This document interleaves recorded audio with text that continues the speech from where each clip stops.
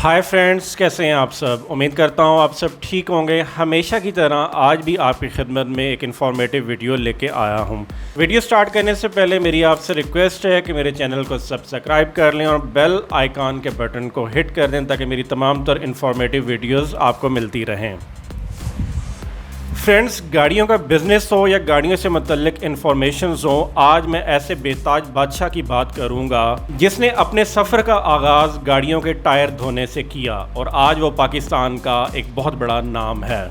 जी हाँ, मैं आज आपसे बात करूंगा सुनील सरफराज मंच के हवाले से।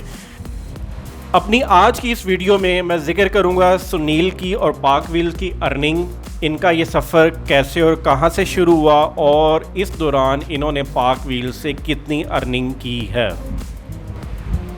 और इस वीडियो का एक बहुत इंटरेस्टिंग पॉइंट ये होगा कि कई सालों तक पाक व्हील्स मुनाफे में नहीं रहा और इसकी डिटेल मैं आपके साथ आगे जाके शेयर करूंगा।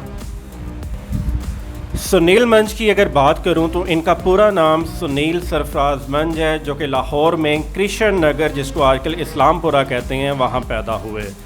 इनके वालिद साहब बिजनेसमैन थे और इन्होंने इस्लामपुरा को छोड़ के गार्डन टाउन में रहाइश इख्तियार की और गार्डन टाउन के बाद ये गुलबर्ग में जाके रिहाइश पजीर हो गए। अगर इनकी अर्ली एजुकेशन की बात की जाए तो मॉडल टाउन में DPS डिविजनल पब्लिक स्कूल से इन्होंने तालीम हासिल की, जो कि 6th क्लास तक उर्दू मीडियम था और 6th क्लास से ऑनवर्ड इंग्लिश मीडियम था। FSC इन्होंने गवर्नमेंट कॉलेज लाहौर से की, इस लिहाज से इनको रावियन भी कहा जाता है। उसके बाद इन्होंने UET में अप्लाई किया लेकिन इनका वहाँ एडमिशन ना हो सका और उनका कहना ये है कि UET में वो इंटरेस्टेड भी नहीं थे और आखिरकार उनको लम्स में एडमिशन मिल गया। लम्स से उन्होंने 2002 में ग्रेजुएशन की और उसके बाद 2005 में उन्होंने MBA किया, लेकिन इसमें वो खातिर खा अच्छा GPA हासिल ना कर सके, जिसकी वजह से उनको बहुत ज़्यादा ट्रोलिंग का सामना भी करना पड़ा। ओवरऑल ये एक शाइनिंग स्टूडेंट नहीं थे और शाइनिंग स्टूडेंट ना होने की एक बहुत बड़ी वजह ये थी कि ये पढ़ाई को लेके बहुत ज़्यादा नॉन सीरियस थे।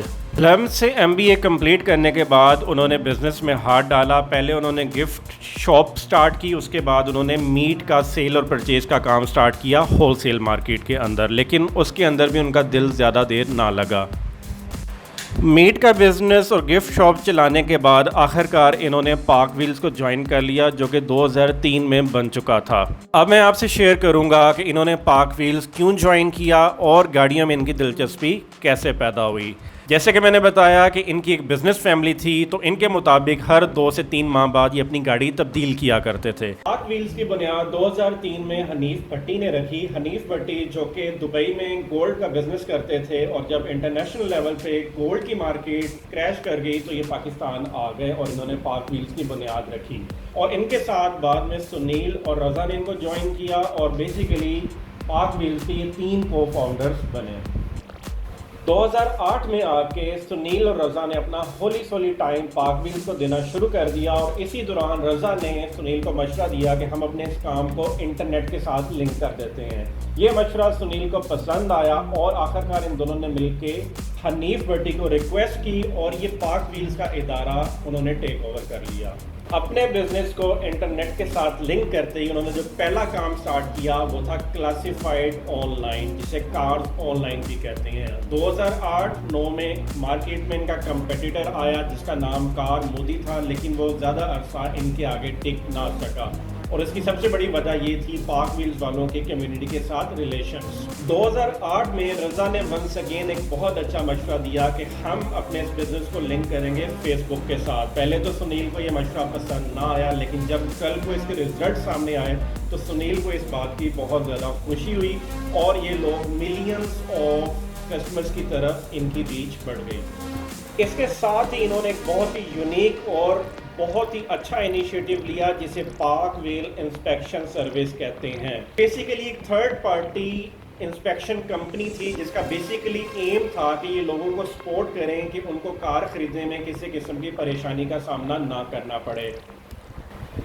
और अगर पाक व्हील्स कार इंस्पेक्शन की बात की जाए, सर्विस की बात की जाए, तो इस पे किसी भी कार पे वो 200 प्लस पॉइंट्स पे काम करते हैं और जो कि ख़रीदार के लिए बहुत ज़्यादा इम्पोर्टेंट होता है। ये ख़रीदार को गाइड करते हैं कि जो गाड़ी आप ख़रीदने जा रहे हैं उसमें क्या प्लस पॉइंट्स हैं, क्या नेगेटिव पॉइंट्स हैं और जो सेलर है जो उसकी एक प्राइस रख रहा है, क्या वो प्राइस के मुताबिक गाड़ी है भी या नहीं है।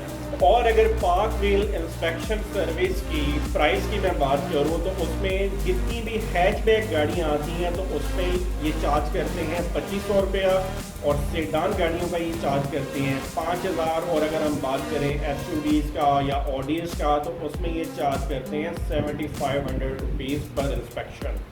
और आज इनके क्लासिफाइड ऑनलाइन और कार इंस्पेक्शन सर्विस की वजह से हज़ारों नहीं बल्कि लाखों कस्टमर्स जो कि सेलर्स भी हैं, परचेजर भी हैं, वो बहुत ज़्यादा मुतमईन हैं। अब मैं आता हूँ पार्क व्हील्स यूट्यूब चैनल की तरफ। और अगर पार्क व्हील यूट्यूब चैनल की बात की जाए तो ये एक्सीडेंटली बना, इसका ऑलरेडी किसी किस्म का इनका कोई प्लान नहीं था। इसकी एक बहुत बड़ी वजह ये भी थी कि यूट्यूब उस दौर में पाकिस्तान में फ्रिक्वेंटली बैंड होती रहती थी। यूट्यूब चैनल की अर्निंग की बात करूं या डिटेल्स की बात करूं तो इस चैनल पे इनकी अपलोडेड वीडियोस 2168 हैं और इस चैनल के सब्सक्राइबर 1.72 मिलियन हैं।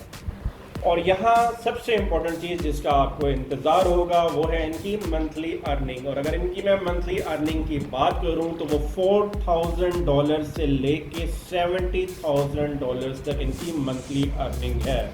और व्यूअर्स फ्रेंड्स, आप जानते हैं कि जो यूट्यूब की मंथली अर्निंग बताई जाती है अमूमन वो एक्चुअल अर्निंग से तकरीबन हाफ होती है। और अगर इनकी मैं वेबसाइट वैल्यू की बात करूं तो साइट व ट्रैफिक के मुताबिक इनकी वेबसाइट वैल्यू $4,67,221 है। और अगर इसके मैं यूनिक यूज़र पर डे की बात करूं तो वो 30,335 हैं। और वेबसाइट पेज न्यूज़ की अगर मैं बात करूं तो वो 2,13,342 हैं। और इनका डेली रेवेन्यू $213 है। और लास्ट बट नॉट लीस्ट अगर मैं आपसे बात करूं पार्क व्हील्स की, जैसे कि मैंने कहा कि ये बहुत से सालों प्रॉफिट में नहीं रहा, तो ये जी हाँ ये बात सच है, ये बहुत ज़्यादा साल ये प्रॉफिट में नहीं रहा। अब आगे 2022 में आके या 2021 में आके इनका प्रॉफिट स्टार्ट हुआ है। तो दोस्तों आपसे मुलाकात होगी एक नेक्स्ट वीडियो के साथ। उम्मीद करता हूँ आपको ये वीडियो पसंद आई होगी। कमेंट सेक्शन में अपनी राय का इजहार ज़रूर कीजिएगा।